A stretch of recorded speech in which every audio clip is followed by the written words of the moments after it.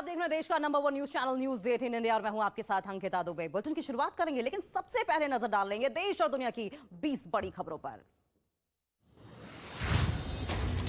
हिमाचल प्रदेश विधानसभा चुनाव के लिए बीजेपी ने संकल्प पत्र जारी कर दिया है। बीजेपी के राष्ट्रीय अध्यक्ष जेपी नड्डा ने संकल्प पत्र जारी करते हुए कहा कि हम राज नहीं रिवाज बदलेंगे। संकल्प पत्र में बीजेपी ने 11 वादे किए, जिसमें दोबारा बीजेपी की सरकार बनने पर यूनिफॉर्म सिविल कोड को लाने का भी वादा किया गया। इसके साथ ही 8 लाख से ज्यादा नौकरी के अवसर की भी बात कही गई है।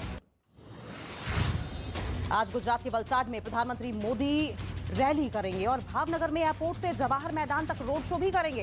इसके साथ ही एक सामूहिक विवाह कार्यक्रम में होंगे शामिल, जिसमें 552 जोड़ों की शादी करवाई जाएगी और पीएम बेटियों को आशीर्वाद देंगे। शादी समारोह में 40 मुस्लिम और 3 क्रिश्चियन जोड़े भी शामिल हैं। सामूहिक विवाह कार्यक्रम में महाराष्ट्र के उप मुख्यमंत्री देवेंद्र फडणवीस भी मौजूद रहेंगे।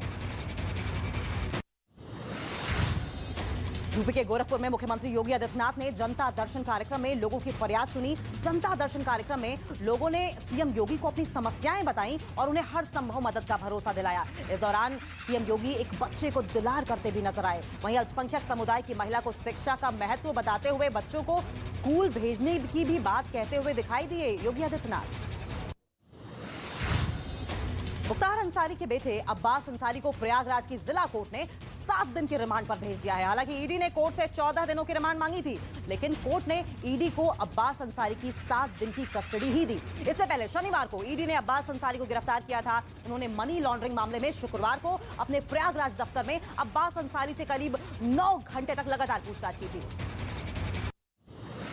दिल्ली के कड़कड़डुमा कोर्ट में आम आदमी पार्टी के पूर्व पार्षद ताहिर हुसैन समेत 7 आरोपियों के खिलाफ हत्या के प्रयास के मामले में आरोप तय कर दिए हैं। इन सभी के खिलाफ दिल्ली दंगों के दौरान अजय गोस्वामी नाम के व्यक्ति की हत्या करने की कोशिश का आरोप था। कोर्ट ने ये बात भी मानी है कि ताहिर हुसैन का मुख्य उद्देश्य हिंदुओं को बहुत बड़ा नुकसान पहुंचाना था।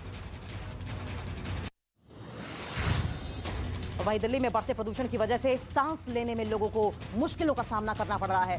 दिल्ली का एयर क्वालिटी इंडेक्स अभी भी 400 के आसपास बना हुआ है, जो कि बेहद खराब माना जाता है। पंजाब में सख्ती के बावजूद किसान पराली जलाने से बाज नहीं आ रहे हैं, जिसकी वजह से दिल्ली में हर गुजरते दिन के साथ प्रदूषण का स्तर लगातार बढ़ता ही चला जा रहा है।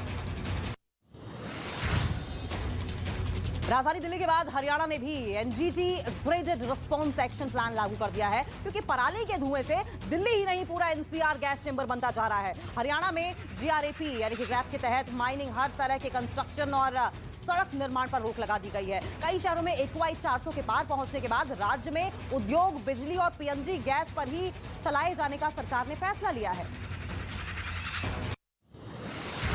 वहीं मुंबई कोर्ट में दाऊद इब्राहिम के खिलाफ एनआईए ने चार्जशीट दाखिल कर दी है, जिसमें दाऊद को एक ग्लोबल आतंकवादी बताया गया है। एनआईए ने अपनी चार्जशीट में डी कंपनी का भी जिक्र किया है। दाऊद इब्राहिम की गतिविधियों को भारत के लिए एनआईए ने खतरा बताया है। एनआईए की चार्जशीट में दाऊद के अलावा छोटा शकील, इब्राहिम कास्कर समेत दूसरे नाम भी शामिल हैं।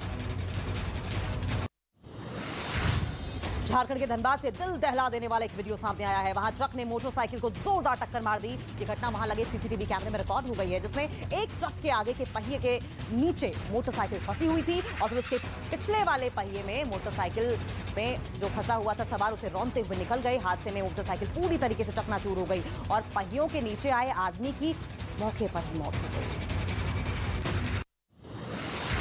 वहीं बिहार के हाजीपुर में हथियार के साथ डांस करने का वीडियो सामने आया है, जिसमें एक डांसर के साथ सफेद रंग की शर्ट पहने आदमी नाचता दिखाई दिया। इस दौरान उस आदमी ने अपने हाथों में पिस्तौल भी पकड़ रखी थी, जबकि उस आदमी के दूसरे हाथ में एक शराब की बोतल दिखाई दी। वीडियो में वो आदमी लगातार डांस कर रहा था और फिर पिस्तौल लहराकर उसका प्रदर्शन भी कर रहा था। पटना के राजीव नगर इलाके में भीषण आग लगने से अफरा तफरी मच गई। कबाड़ की दुकान में आग लगी थी, लेकिन थोड़ी ही देर में आसपास ही आग फैल गई। आग इतनी तेज थी जिससे कि इसकी लपटें काफी दूर तक उठती हुई नजर आ रही थी। आनन फानन में दमकल विभाग को आग लगने की जानकारी मिली, लेकिन दमकल कर्मियों के पहुंचने तक सब कुछ जलकर राख हो चुका था। वहीं आग किन कारणों से लगी, इस बात का हालांकि अभी तक पता नहीं चल पाया है। और वहीं यूपी के झांसी में एक आदमी ने 2 महिलाओं की जमकर पिटाई कर दी। आरोप यह है कि अक्सर कुछ गुंडे महिलाओं से छेड़खानी किया करते थे, जिसका विरोध करने पर आदमी ने 2 महिलाओं पर ईंट से हमला कर दिया। महिलाओं ने मारपीट और गाली गलौज करने का भी आरोप लगाया। इस मामले में आरोपी पुलिस की गिरफ्त से बाहर है। वहीं सोशल मीडिया पर वीडियो के वायरल होने के बाद पुलिस कार्रवाई की अब बात कर रही है और जांच भी शुरू कर दी है। उत्तर प्रदेश के सीतापुर में अतिक्रमण के खिलाफ प्रशासन ने बड़ा अभियान चलाया है। वहां ट्रांसपोर्ट से प्रधान डाकघर तक अवैध दुकानों को हटाया गया, लेकिन इस दौरान अतिक्रमण हटाने का विरोध होता रहा और वहां पूर्व पालिका चेयरमैन पहुंच गए, जिनकी अधिकारियों के साथ नोकझोंक हो गई। हालांकि प्रशासन ने यह आश्वासन दिया कि वेडिंग जोन में उन्हें जगह दी जाएगी। उत्तर प्रदेश के फिरोजाबाद से रोंगटे खड़े कर देने वाला एक वीडियो सामने आया है, जिसमें कुछ लोग एक महिला को बुरी तरीके से पीटते हुए नजर आ रहे हैं। उन्होंने पहले तो महिला को सड़क पर गिराया, उसके बाद उस पर लात घूंसे बरसाने लगे। इसका विरोध करने पर उनमें से एक आदमी डंडा लेकर आया और महिला को उससे मारने लगा। वहीं नोएडा में पुलिस और बदमाशों के बीच मुठभेड़ हो गई। चेकिंग के दौरान पुलिस ने मोटरसाइकिल सवार 3 बदमाशों को रोका, जिसके बाद वो पुलिस को देखकर वहां से भागने लगे। पुलिस ने उनका पीछा किया तो उन्होंने फायरिंग शुरू कर दी। जवाबी कार्रवाई में पुलिस ने 2 बदमाशों को गिरफ्तार कर दिया है, जिनके पास से अवैध तमंचे, जिंदा कारतूस, सोने की एक चेन के साथ साथ मोटरसाइकिल भी बरामद की। उत्तराखंड के बद्रीनाथ धाम में कड़ाके की ठंड पड़ने लगी है। वहीं बद्रीनाथ में भारी बर्फबारी भी हुई। 19 नवंबर को भगवान बद्री विशाल के कपाट बंद होने वाले हैं। उससे पहले यहां पहाड़ियों पर बर्फबारी देखने को मिली है। बद्रीनाथ धाम में इस बार समय से पहले बर्फबारी के चलते जबरदस्त ठंड पड़ रही है। साथ ही मौसम विभाग ने अगले 24 घंटे के लिए आपको बता दें अलर्ट जारी कर दिया है। भारी बर्फबारी का अनुमान भी जताया है। वहीं तमिलनाडु में लगातार हो रही बारिश से नदी नाले उफान पर आ गए हैं। वहीं बारिश की वजह से चेन्नई में रहने वाले लोगों की मुश्किलें बढ़ गई हैं। शहर के कई इलाके पानी में डूब गए हैं। वहीं भारी बारिश की वजह से प्रशासन भी अलर्ट मोड पर आ गया है। मूसलाधार बारिश के चलते तमिलनाडु में बुरा हाल है। चेन्नई समेत कई जिलों में स्कूल बंद कर दिए गए हैं। लोग बेहाल हैं, परेशान हैं। T20 वर्ल्ड कप में आज जिम्बाब्वे से भारत का मुकाबला होगा। ये मैच दोपहर 1:30 बजे से शुरू होगा। भारत अगर मैच जीता तो वो सेमीफाइनल में इंग्लैंड से भिड़ेगा। जिम्बाब्वे की टीम ने T20 वर्ल्ड कप में एक बड़ा उलटफेर कर दिया है। नजदीकी मुकाबले में जिम्बाब्वे ने पाकिस्तान को 1 रन से हरा दिया था। वहीं T20 वर्ल्ड कप में नीदरलैंड्स ने दक्षिण अफ्रीका को हराकर एक और बड़ा उलटफेर कर दिया है।